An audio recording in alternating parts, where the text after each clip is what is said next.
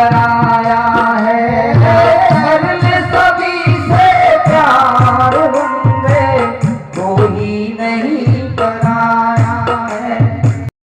जो जिला अभी नया बना है वहां पर मैं रहता हूं। अभी छत्तीसगढ़ के कार्यक्रम में गया हुआ था। हमारी साध्वी बहन सुश्री राधा साहेब जी जो कि एटा जिला में रहते हैं कबीर आश्रम में, वहां पर मुझे आमंत्रित किया। मैं परसों आया, वहां का भव्य कार्यक्रम था। इन्होंने कहा साहब जी हमारे मैनपुर जिला में एक कार्यक्रम है, एक दिन का कार्यक्रम है, आप थोड़ा समय निकाल करके आइएगा और उस कार्यक्रम में आकर के कुछ सत्संग कीजिएगा। मुझे भी सौभाग्य मिला, आज आप सबके बीच में आया हूं। कुछ सदगुरु कबीर के विचारों को लेकर के कुछ सुनाने का प्रयास करूंगा। सदगुरु कबीर का यह मंच है जिसमें आप लोग देख रहे हैं, मंच पर लिखा हुआ है भव्य सत्संग समारोह के रूप में ये कार्यक्रम हो रहा है। सत्संग का अर्थ होता है सत्य का संग हो जाना। हमने जीवन भर दूसरे का संग करते हैं, पति का संग किए, भाई का संग किए, परिवार का संग किए, मकान के संग किए, न जाने कितने चीजों का हम संग करते हैं और ये संग साथ सब छूट जाते हैं। किसी संत ने कहा किसको अपना कहते हो, यह कोई न तेरा अपना, माया की नगरी है जीवन एक सपना। और गोस्वामी तुलसीदास जी महाराज ने कहा उमा कहो सुन अनुभव अपना, सत हरि भजन जगत सब सपना।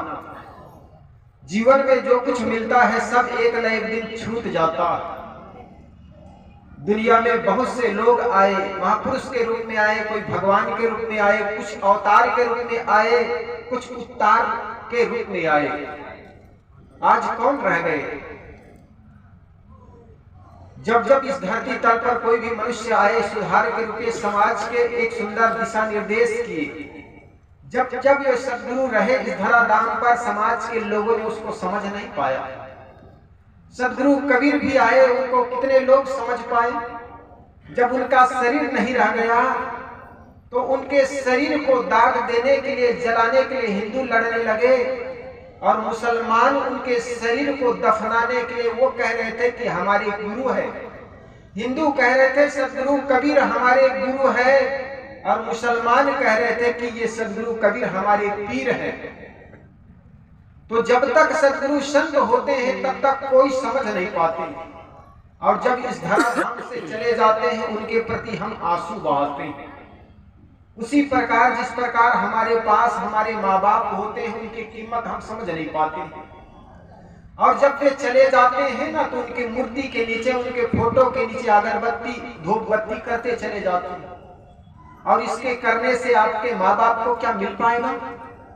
इसलिए माता पिता अगर पास में है तो उनकी कीमत समझे। जिस माँ बाप ने न जाने कितनी कठिनाई उठा करके बाल बच्चों को पालते हैं, पोसते हैं और वही माँ बाप बूढ़े हो जाते हैं तो तिरस्कृत कर देते हैं। अरे घर के आंगन में कोई झाड़ हो, वो झाड़ भले फल न दे लेकिन छाया तो देता है ना। इसी प्रकार घर में बूढ़ी माँ हो, बूढ़ी दादी हो, बूढ़े पिता हो लेकिन पैसा कमा करके न लाता हो, लेकिन उस घर में अगर खखार उनकी गुंजती है ना तो उस घर में कभी कोई चोर प्रवेश नहीं कर सकता। इसलिए आपके घर में अगर बड़े बुजुर्ग हैं उनका सम्मान करो, आदर करो और आप अगर आदर और सम्मान करोगे तो वही आपको लौट करके मिलेगा। क्योंकि आप भी अपने बच्चे से यही चाहते हैं कि हमारा बेटा हमारा सम्मान करे, आदर करे। किसी संत ने कहा था वही तुमको मिल रहा है जो कि पहले से दिए हो, उसी का फल सामने है शुभ अशुभ जो कुछ किए हो। महाराज राम भी जैसे कर्म किए थे उनका फल उनको भोगना पड़ा, ऐसा कहा जाता है।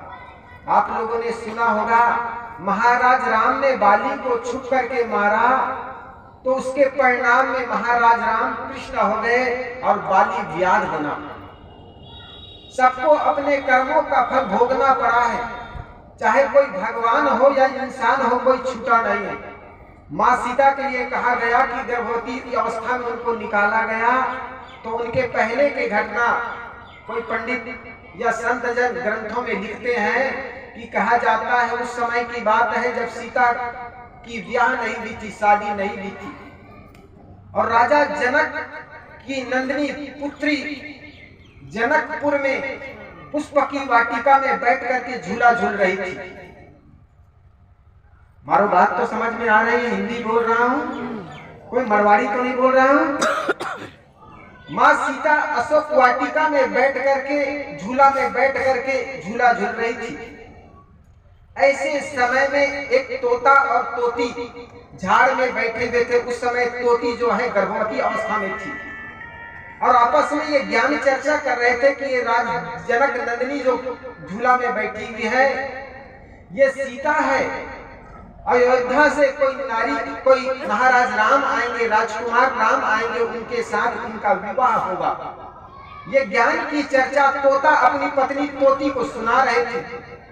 ये सारी बात सीता के कानों में पड़ गई। सीता ये बात समझने लगी, लगता है ये तोता तो बिल्कुल भविष्यवक्ता है, मेरे भविष्य की बात ये तोता जानता है। तो अपने नौकर से, अपने जो सेवक था उनको कहा ये तोता को पकड़ो, ये तो लगता है बड़े भविष्यवक्ता है। तोता को पकड़ा गया और पिंजरे में रख दिए गए। तोता से सीता पूछती है कि बता तोता तुम मेरे बारे में क्या जानते हो? तोता ने कहा कि मैं इतना ही जानता हूं कि राजकुमार राम आएंगे अयोध्या नगरी से, उनके साथ तुम्हारा विवाह होगा, तुम्हारी शादी होगी। इससे ज्यादा और कुछ नहीं जानता हूं मैं। लेकिन सीता को ऐसे लगने लगा कि ये तोता सब कुछ जानता है। पूछने की दृष्टता की पुष्टि रही, बता बता तू और क्या जानते हो? तोता सिर पटकते रह गए कि देवी मैं और कुछ नहीं जानता हूँ, मेरी पत्नी तोती गर्भावस्था अवस्था में है और ऐसे समय में पति की बड़ी आवश्यकता पड़ती है। अगर मैं अपनी पत्नी के लिए दाना पानी की व्यवस्था ना करूं तो वे तड़प तड़प के मर जाएंगे। लेकिन सीता उसको छोड़ी नहीं और कहा जाता है तोती तड़प तड़प के जान दे दी, इधर तोता तड़प तड़प के जान दे दी। और आदमी, किसी आदमी को सताओगे, किसी जीव को सताओगे, भले वो कुछ ना बोले, वो शराब ना दे, लेकिन आह लग जाती। आप भी कभी देखना अपने घर में, अपने परिवार में, पड़ोस में किसी आदमी को सताओगे ना बिना कुछ किए, उनका आह लग जाती, आपके घर में गरीबी आ जाएगी। और कई बार देखना जिसकी आपने सुंदर सेवा की है, बूढ़ी माँ को मरते दम तक आपने सेवा की है, उनके चरणों में तेल लगाए, कभी मालिश कर दिया, और वो माँ, बूढ़ी माँ अगर हंसते हंसते इस दुनिया से विदा हो गई ना, और वो ऐसे आशीर्वाद दे जाते हैं, बेटा अंबानी बन जाता है, बेटा बड़े आदमी बन जाता है। इसलिए कभी किसी की उपेक्षा मत करना, किसी की अपमान मत करना। जीवन में सुख चाहते हो तो सीता उस तोते के पीड़ा को समझ नहीं पाई और तोता तड़प तड़प के अपनी जान दे दी, उधर तोती अब तड़प तड़प के जान दे दी अपने पति की वियोग। और उसी के परिणाम में कहा जाता है सीता को गर्भावस्था में राम त्याग कर देते हैं, त्याग देते हैं। इसलिए सदगुरु कबीर ने भी कहा, इसकी सुंदर पद कहा उन्होंने, आपन कर्म मेटो जाई, कर्म का लिखा मिटे धाव कैसे, जो युग कोटि सिराई। गुरु वशिष्ठ मिली लगन सोधायो, सूर्य मंत्र एक दिन्हा, जो सीता रघुनाथ विवाही पल एक संचन किन्हा। पार्वती को नारद मुनि को बदन छिपायो किन्हो, कपि को स्वरूपा, शिशुपाल की भुजा उपारी, आप भय हरि ठूठा। पार्वती को बांझ न कहिए, ईश्वर न कहिए भिखारी, कहें कबीर कर्ता की बातें, कर्म की बात निनारी। सदगुरु कबीर इसमें कर्म सिद्धांत की बात जोर देते हैं। आप तो सोचते हैं भगवान का नाम ले लेंगे हमारा पाप कट जाएगा, ऐसे होता है ना। कई बार हम सोचते हैं हमारे जीवन में कोई पाप हो गया है, जैसे किसी ने चोरी कर लिया, फिर पाप क्या है इसको समझना चाहिए। हम तो सोचते हैं पाप कोई शरीर का पसीना होगा, मल होगा, और चल करके गंगा नदी में नहा लेंगे, पाप कट जाएंगे, ऐसी धारणाएं होती लोगों की। लेकिन पाप कोई शरीर का मल नहीं है। अगर पाप आपके शरीर का मल होता तो जाकर के गंगा नदी में, क्या आपके घर के हैंडपंप में भी स्नान कर लेते ना, तो पाप धुल जाता। शरीर का मल होता, शरीर का मैल होता, तो वो मैल गंगा नदी में ही, क्या आपके घर के हैंडपंप से पानी से भी नहाओगे तो धुल जाता। लेकिन पाप आपके मन का विकार है। वो विकार कौन से? काम, क्रोध, लोभ। ये मन का विकार है। और जब जब ये विकार आता है आपके अंदर तो आपके मन बेचैन हो जाता है, मन दुखी हो जाता है। राजा शिकार करने के लिए गए हुए थे, शिकार करते करते रास्ता भटक गए। जब वो रास्ता भटक गए तो उतने में बड़ी प्यास लगने लगी। जब प्यास लगने लगे तो आगे दिखाई पड़ी एक पर्णकुटी, एक झोपड़ी है। और झोपड़ी के पास जाकर के खटखटाया तो पता चला एक सुंदर संत वहां पर विराजमान है। संत आया और राजा से पूछा, राजन क्या चाहिए? राजन ने कहा, गुरुवर मुझे प्यास लगी है, पानी चाहिए। उस संत ने उसको एक गिलास पानी प्रस्तुत कर दी। राजा पी करके तृप्त हो गए। फिर राजा ने उस संत को निर्मल जान करके कहने लगा, गुरुदेव मेरे मन में एक जिज्ञासा है, दो प्रश्न है। मैं कई संतों से, ज्ञानियों से, पंडितों से पूछा लेकिन उचित समाधान नहीं मिला। राजा क्या कहते हैं कि गुरुजी मेरे मन में दो प्रश्न हैं। मैं कई लोगों के पास गया लेकिन उचित समाधान नहीं मिला।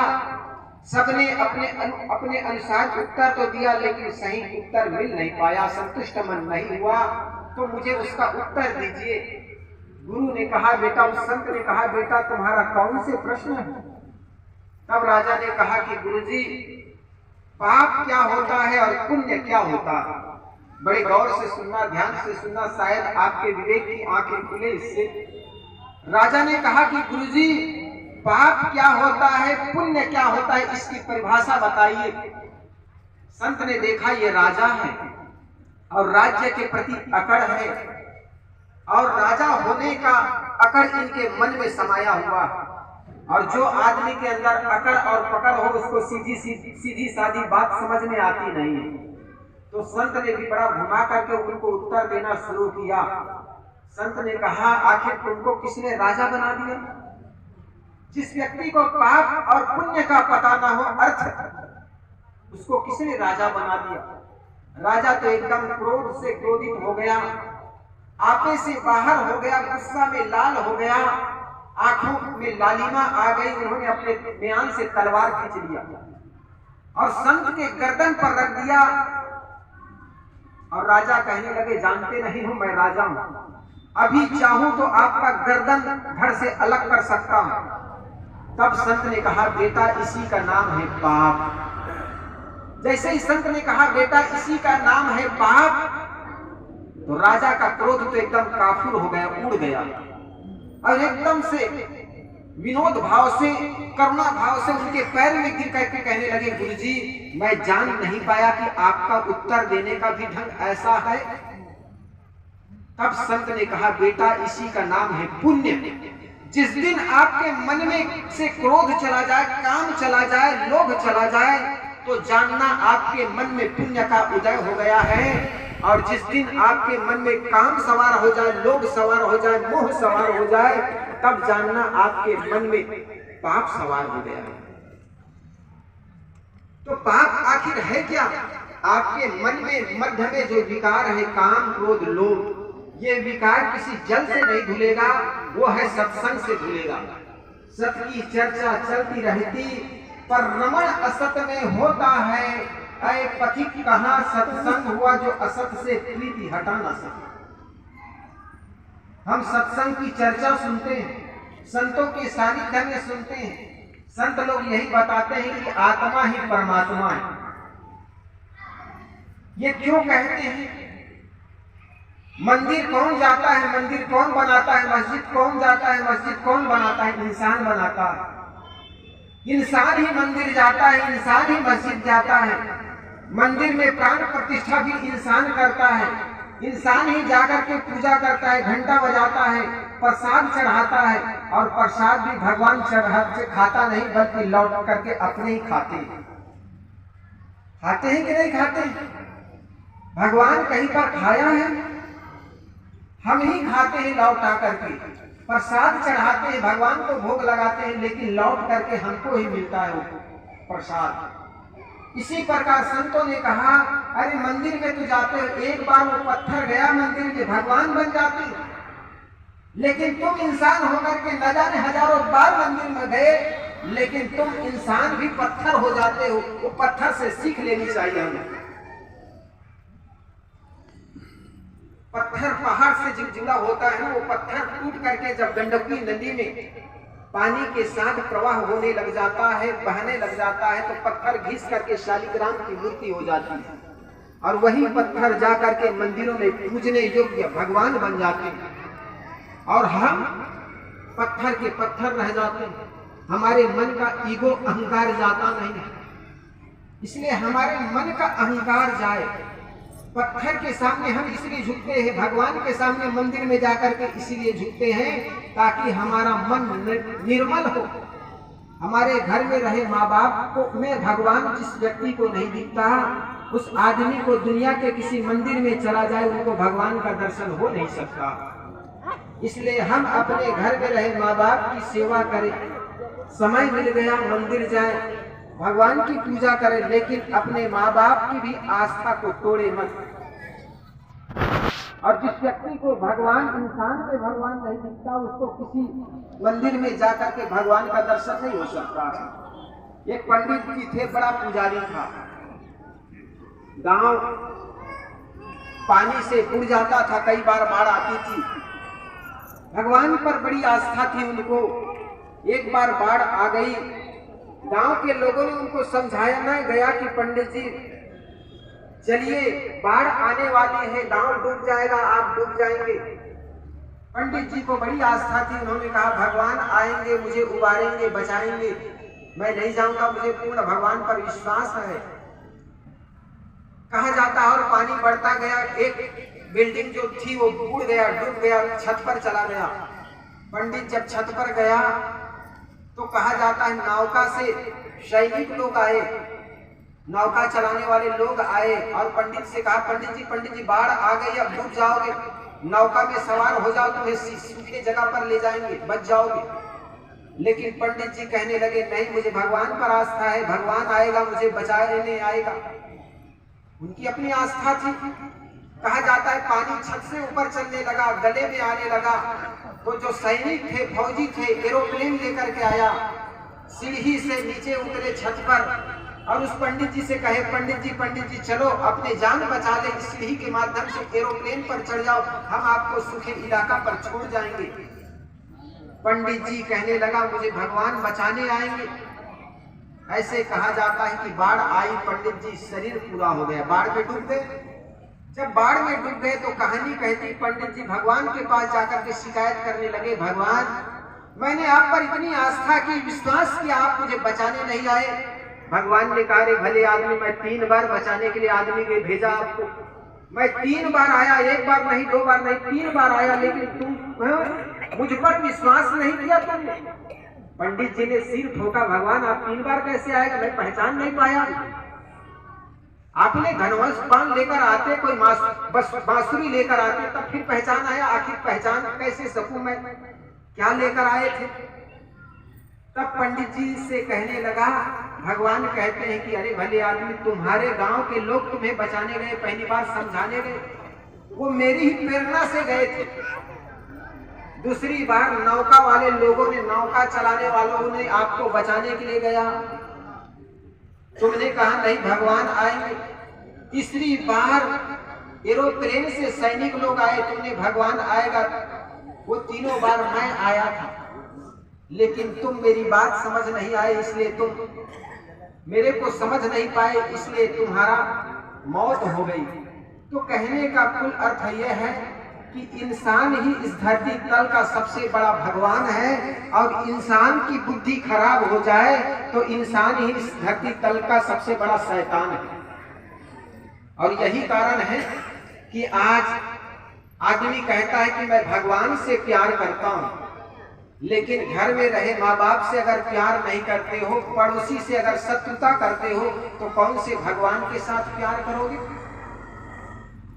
इसलिए किसी संत ने कहा, तुझ में राम, मुझ में राम, सब में राम समाया है, कर सभी से प्यार, बंदे कोई नहीं पराया। सभी लोग दोहराओ एक बार, तुझ में राम, मुझ में राम, सब में राम समाया है, तुझ में राम मुझ में राम, सब में राम समाया है। कर लो सभी से प्यार बंदे, कोई नहीं पराया है। कर लो सभी से प्यार बंदे, कोई नहीं पराया है। तुझ में राम मुझ में राम, सब में राम समाया है। कर ले सभी से प्यार बंदे, कोई नहीं पराया है। कर ले सभी से प्यार बंदे, कोई नहीं पराया है। तुझ में राम मुझ में राम, सब में राम समाया है। तुझ में राम मुझ में राम, सब में राम समाया है। कर ले सभी से प्यार बंदे, कोई नहीं पराया है। कर ले सभी से प्यार बंदे, कोई नहीं पराया है। बोलिए सद्गुरु कबीर साहेब की।